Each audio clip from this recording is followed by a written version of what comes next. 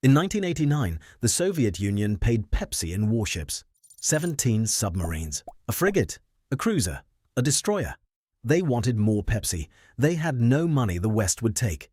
That's how this story ends.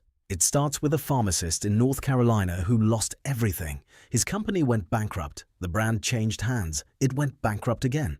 And at one point, its owners were so desperate that they offered Pepsi to Coca-Cola. Not once, 3 times. Coke said no every time. That decision would age very badly. This is how a drink mixed inside a small North Carolina pharmacy became Pepsi. The story begins in New Bern, North Carolina in the 1890s. Caleb Bradham was a pharmacist, and like many pharmacists of his era, he had a soda fountain inside his drugstore. Bradham began experimenting with his own drink, a mixture that customers originally knew as Brad's drink. Then, on August 28, 1898, Bradham gave it a new name, Pepsi Cola. And people liked it. What started behind a pharmacy counter quickly became a real business. Bradham formed the Pepsi Cola Company, moved production out of his drugstore, and began expanding through independent bottlers. By 1910, Pepsi had spread far beyond New Bern, with more than 250 bottlers operating across 24 states. For a small-town pharmacist, this looked like an extraordinary success story. But Bradham was about to make a decision that would cost him almost everything. World War I changed the sugar market. Prices climbed dramatically, and sugar became difficult and expensive to secure. Bradham needed sugar to keep Pepsi flowing, so he bought heavily while prices were high. Then the market collapsed. Pepsi was stuck with expensive sugar while its value was falling. Bradham fought to save the business, but in 1923, Pepsi Cola went bankrupt. The man who created Pepsi lost control of his own company and eventually returned to the pharmacy business. And Pepsi's problems weren't over. The brand passed through multiple owners and went bankrupt again in 1931. At this point, Pepsi wasn't a global empire, it was a failed soda brand. Twice. And this is where Coca-Cola enters the story. After Pepsi's second collapse, a businessman named Charles Guth took control of the brand. Guth was the president of Loft, a candy company with stores that operated soda fountains. He had been buying Coca-Cola syrup for those fountains. He asked for a discount. Coca-Cola refused, while smaller buyers were getting one. So Guth had another idea.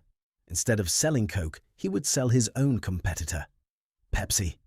But reviving it wasn't easy. In fact, things became desperate enough that Pepsi was offered to Coca-Cola.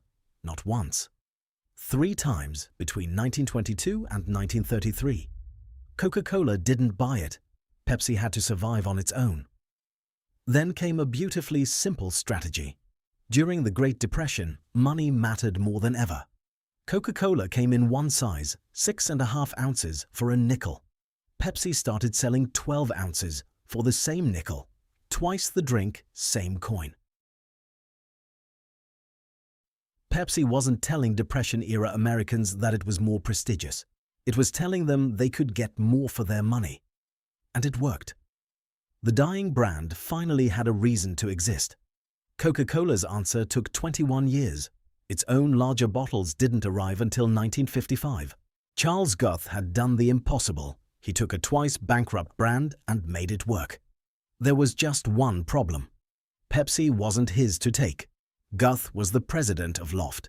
But when he bought Pepsi Cola, he bought it for himself.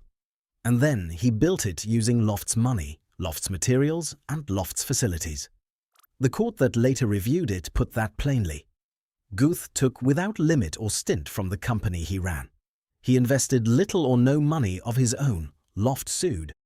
And in 1939, the Delaware Supreme Court ruled that the opportunity to acquire Pepsi had never belonged to Charles Guth. It belonged to Loft. Guth and his partner held 91% of Pepsi Cola. The court handed it over. The man who saved Pepsi lost it. The same way Caleb Bradham had 16 years earlier. Guth versus Loft is still taught in American law schools today. Every business student learns the rule it created. They just don't always learn that it started as a fight over a soda. Pepsi had survived. Now it needed to become more than the cheaper alternative to Coca-Cola. Over the following decades, it built a distinct identity, expanded internationally, and increasingly competed with Coke for the same customers. But one of the most important moments in Pepsi's history had nothing to do with cola. In 1965, Pepsi Cola merged with Frito-Lay. The new company was called PepsiCo. Think about what that meant. One company now owned the drink and the snack you reached for with it. And PepsiCo was becoming much larger than the cola that carried its name. But perhaps the strangest chapter begins in Moscow. In 1959, the United States held the American National Exhibition in the Soviet Union. Vice President Richard Nixon attended. So did Soviet leader Nikita Khrushchev. A Pepsi executive named Donald Kendall was there too. Kendall wanted one photograph more than almost anything else: Khrushchev drinking Pepsi. And he got it. In the middle of one of the most famous Cold War exhibitions, the leader of the Soviet Union was photographed holding a cup of American cola. It was an extraordinary piece of publicity. But Kendall wanted much more than a photograph. He wanted the Soviet market. More than a decade later, Kendall finally succeeded. In 1972, Pepsi reached an agreement that would bring the drink into the Soviet Union. There was one enormous problem. Soviet currency wasn't freely convertible in the way Pepsi needed for international business. So the two sides found another solution: barter. Pepsi concentrate would go into the Soviet Union, while the arrangement involved Soviet vodka going the other direction. Pepsi had managed to expand behind the Iron Curtain without relying on a normal cash transaction. And the relationship kept growing, which eventually created an even stranger problem. What happens when the Soviet Union wants even more Pepsi? But vodka alone isn't enough to balance the trade. This is where the story becomes almost unbelievable.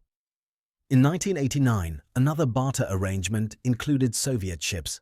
Among them were 17 decommissioned submarines and several old surface warships. Now, you've probably seen the internet claim that Pepsi suddenly became one of the world's largest military powers. That's a great story. It also gives completely the wrong impression. Pepsi wasn't preparing for war. These were obsolete vessels destined to be sold for scrap. The point wasn't to build a Pepsi navy. The ships went straight to a Norwegian scrapyard. PepsiCo never even took possession of them. The ships were simply another way to create value in a deal between two economies that couldn't easily pay each other using conventional currency. And somehow, this entire chain of events had begun with a pharmacist mixing a drink in North Carolina. Pepsi's history isn't really a story about soda.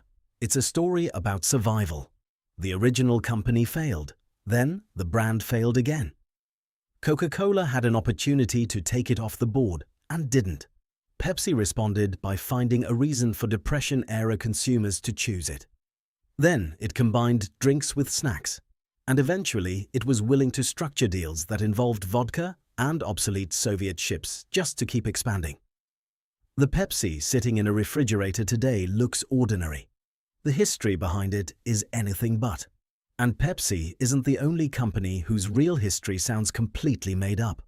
Some of the biggest brands in the world began as something you wouldn't recognize at all. If you made it this far, you probably want more of these. Subscribe and you'll get them. And tell me in the comments which brand you think has the strangest history. I read every one.